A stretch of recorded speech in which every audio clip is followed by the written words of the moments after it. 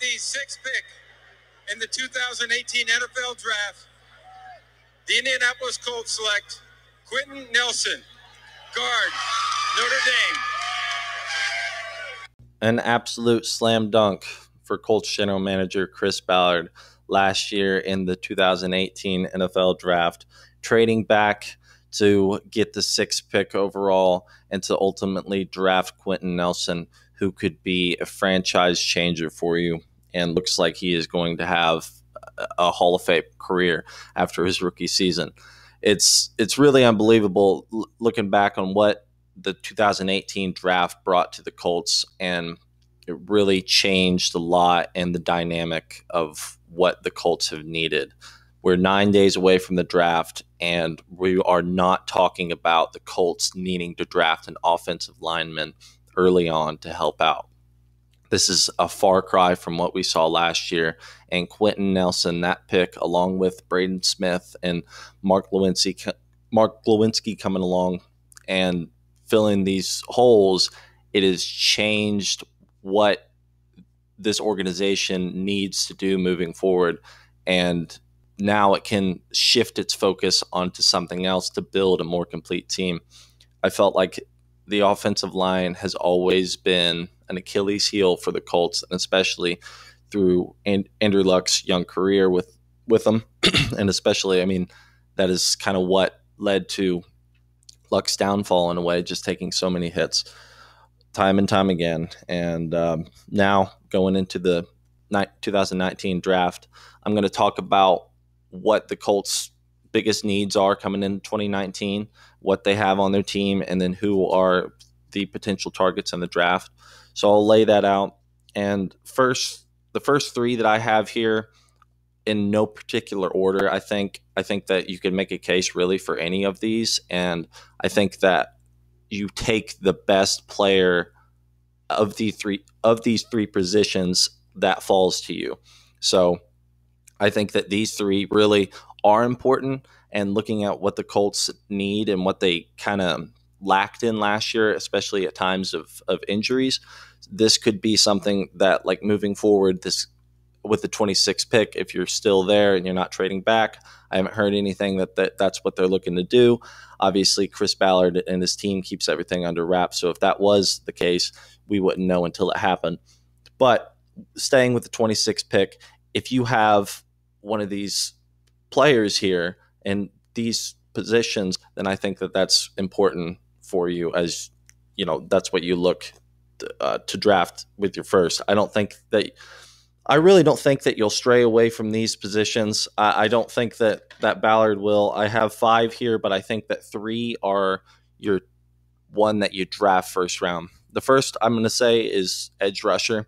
I think that the problem with this is that there's no real edge rusher at 26, unless you're really looking to go with your Jeffrey Simmons, but he's kind of more your defensive tackle. So, you know, looking at your edge rusher right now on your team, it's Tyquan Lewis, Kamoko Toure, Jabal Sheard, Al-Qadim Muhammad, and Danico Autry. Danico Autry can also play edge at times as well. So you have these guys on your team. You've liked what you've seen from draft picks Lewis and Toure coming in to looking to step up this season and increase their role with your Justin Houston that you also have brought on too. So you have Justin Houston, your free agent signing. So that takes away the huge, like, oh my gosh, edge rusher is the immediate number one need for the Colts.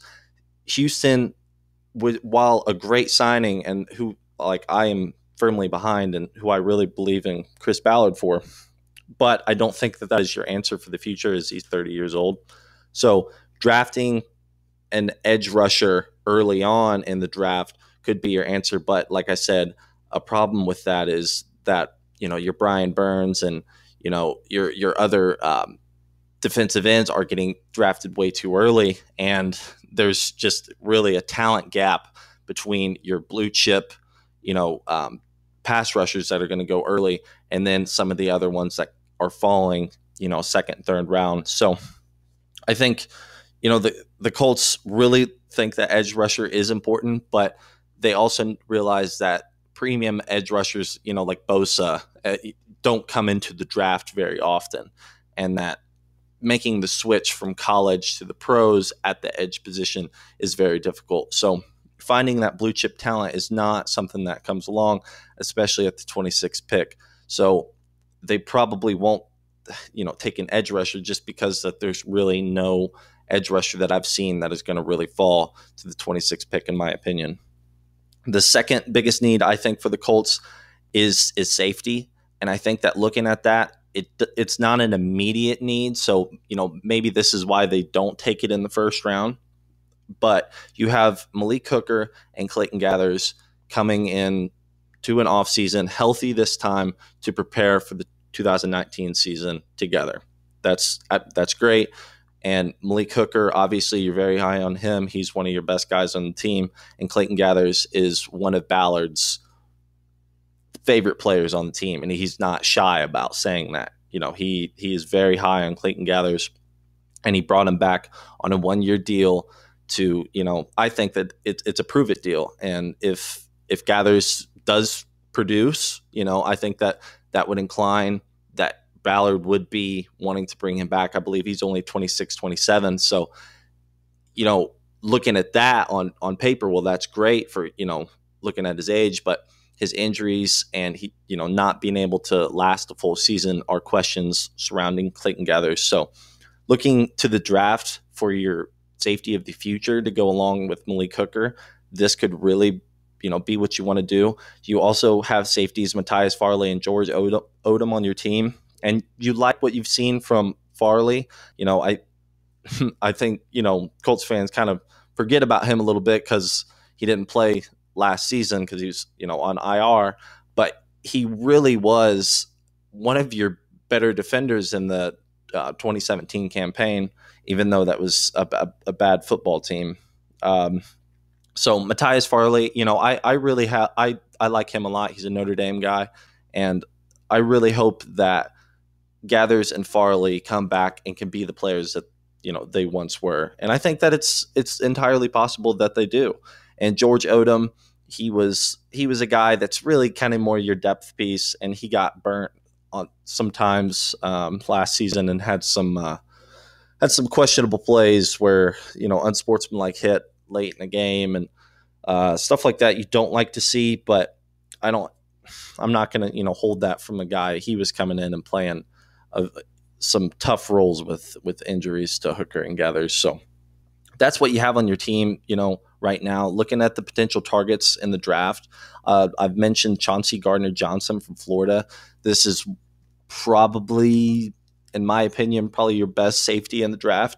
So getting him at the 26th pick might not be available, but I've seen him in these mock drafts fall that far and even further. So maybe that's who they are looking for. Ballard is looking for that safety of the future. So you look at, maybe a first round pick with him. I think that's more unlikely, as they'll look kind of towards the interior lineman position. But, this guy from safety, he can play the box, he can play coverage. So he can really come in and I think play the system really well along with Malik Hooker. If that's what if you're wanting to move on from Gathers and have this guy as your future starter there at safety, then I think that's what you do. But if Ballard wants to go elsewhere, I think you look at your second round safeties. Jonathan Abram, I'm really high on him, the Mississippi State guy. He had a lot of tackles for them last season and really was a versatile safety. So I think that he can come in and play a really big role. Taylor Rapp, that's another safety from Washington, a box safety that had a lot of tackles. There were some questions about maybe some coverage in him, but I've thought, looking at kind of what Ballard has done, looking at Landon Collins and some of these other safeties, that maybe he's looking for that box safety, like I've said before. So if that's what you're wanting to do, I mean, you have Jonathan Abram, Taylor Rapp, and then Amani Hooker is another one that kind of is fall into third, fourth-ish round-ish. He's the safety from Iowa. So if you're those four guys, really, when I've looked at these mock drafts, those are the ones that have kind of fallen around to the Colts, and I've seen from other mock drafts around too. So look for those guys. I really am high on Jonathan Abram and Gardner Johnson. I really like their tapes. Look them up if you're interested. The third one, and I think that inevitably this is what they should take. This is what I would have them taking, defensive tackle. You have on your team right now Margus Hunt, so who you brought back this year. You brought him back as a free agent. So you really liked what you saw from him last season. He had a great year. He was a disruptor, and that was great to have his presence there at times where it was just kind of like you were hoping for something from this defensive tackle position. Your 2017 draft pick, the Grover Stewart, he's going to be back, and he played a role last year, and nothing that really stood out a whole lot. That's why I really think that this group is going to need that other guy to step in, and that's why I think why you're looking at your Christian Wilkins and your Jerry Tillery's in the draft, that you want a guy to come in to this room and be be one of your better defensive linemen in the draft. So to add to this team, I don't think that this is an awful group, as you have Autry and Hassan Ridgeway too, and Ridgeway was your 2016 fourth round pick. I just think that really you need to build in here, and it's great that you brought Margus Hunt back. I think that's a smart move, but I think that you got to be looking at your Christian Wilkins and the Jerry Tillery's very closely. Obviously, the Wilkins might go a little earlier than 26, so that's kind of the problem with that. But I think that if there's any player that you are wanting to potentially trade up for, it could be your Christian Wilkins. The more I look into him and the more I look at his tape and the more that I look at his praise from his coaches and Debo Sweeney there at Clemson, that he was such a leader and he was a real locker room presence there. And bringing that guy onto this defense is going to do nothing but great things, as that's a very young group. They really look like they're a complete unit, and they believe in each other. And so having a guy like that, I like the Jerry Tillery, too. I like the Jerry Tillery at the second round pick. I do. If you were wanting to go with the safety or, whatever they have in mind, what they're going to do. I think there's a lot of different options that the Colts could do here in the draft.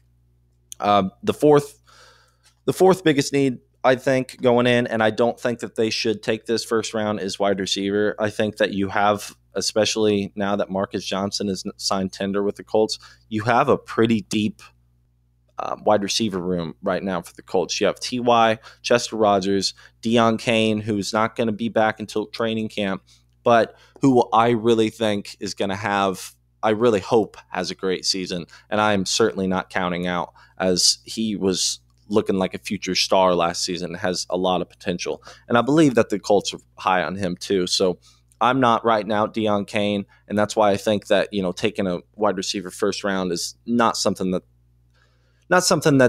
they need. I think that a defensive tackle position is definitely, you need that right now a lot more than you would need wide receiver. You have T.Y., Chester Rogers, Deion Cain, Marcus Johnson, who you just signed back.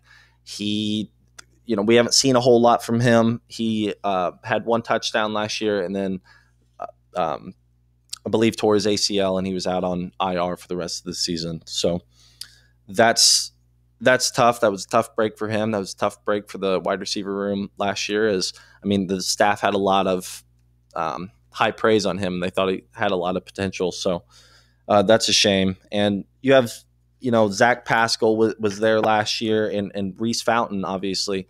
So, that's a big group there. And I think that if you draft a receiver, which I really think that they should, if it's not first or second round, I understand that, bringing in a third or fourth round guy, I don't think would hurt. And I think that come training camp, when, these guys are fighting for roster spots, that's when we're going to see the best from this group. And we're going to see who's going to be that number 2.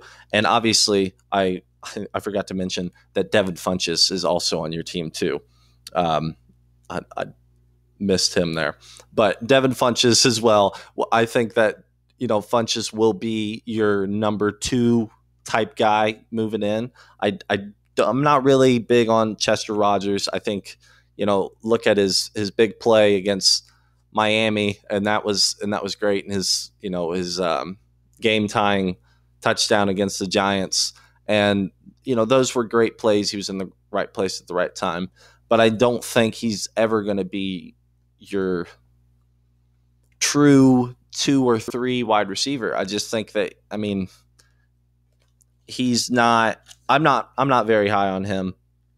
So I think that that's why you bring in a receiver that could potentially play slot this year, or that, you can move TY around so much that, he could play slot, and you can kind of hide him in there as, you flip him around. You see the Colts do that all the time. So, looking at the draft, the potential targets, I think, A.J. Brown, I am really high on. I think that if you're looking to take one in this early second round, that's going to be your best bet, but I don't really see Ballard doing that. But if you ask me, I would very much consider it. N'Keal Harry is another one like that, where you could get him early if, Ballard is thinking that's what the Colts could use best. But your Kelvin Harmon, he can kind of fall to the third roundish pick. I really like this guy. I talked about him. He had 2 1,000-yard seasons there at NC State in a row there, his junior and senior years. So I'm high on him, as he was a high production wide receiver there. So he's used to the workload. Stepping into the NFL will be obviously a step up, but I like his production in college. And Paris Campbell, an Ohio State receiver, I've talked about him too, and I would like to see him come to the Colts. I think that the Ohio State receivers have been pretty good over the years, so bringing in one of those would always be a good option. And the fifth need here, I think, for the Colts, and who I don't think should be, probably, now that I'm thinking about it more and more, the cornerback position. I don't think I really like Byron Murphy in the draft. I think that he's a great player, and one that I watched when he was in college. And I think that the Colts are happy with your 3 corners that you have. You have 4, definite ones: Pierre Desir, Kenny Moore, Quincy Wilson, and Nate Hairston. And your first 3, Desir, Moore, and Wilson, these guys are your 3 corners moving forward. And I think that you look at your Quincy Wilson, the guy is taking a step in the right direction. And I think that moving forward, he's going to become more mature. He's learned a lot from this 2018 campaign, and he's going to really buy into this Colts locker room. And you really saw him make plays. Obviously, your Kenny Moore was one of your best defenders on the team last year, something, for a former Division II athlete, to come in here, one of those Ballard just random pickups, and now he's, you're probably your second or third best corner on the team. And Pierre Desir, you just brought him back, and that to me speaks that Ballard is believing in what he's got, so that's why I think that you kind of put cornerback maybe on a little back burner, 3rd or 4th round, look in there. There's a lot of different corners. There's Julian Love from Notre Dame, a couple other guys that are going kind of 3rd, 4th round ish, that you could, potentially raise an eyebrow at, as, you have your 4 corners here, but somebody's going to get nicked up a game, and, maybe you find a gem that can come in here and play some nickel for you, that you don't have to spend a lot of resources on, or a high pick to come in there. So that's what I think the 5 biggest needs are for the Colts coming into this. You can look at some other positions and say some arguments for those too. But I thought that these 5, to me, looking at them, and I think that this is looking at it, this is my opinion, and I also think that Ballard would look at this, and the Colts would look at this and agree somewhat to what they think they should build with the Colts here. Looking at this week, it's exciting here as we move into April. The Colts are back to practice. Luck and Ryan Kelly and Darius Leonard met with the media yesterday and found out that Luck is a married man. He went and got married in Prague. He's been with this woman for 10 years, and they finally tied the knot, and he seems very happy as he's very much enjoyed his offseason. He's taken a lot of time away from football, something that he said that Chris Ballard challenged him to do, and to take his mind off of it and just kind of relax and reset as we look forward here to 2019. And he's ready to work here with wide receiver Devin Funchess to build a little bit of chemistry there, hopefully, as what he did with Eric Ebron last year, the free agent signing. So, looking at Darius Leonard, he's got a new child. It's an exciting time for him as he's very much a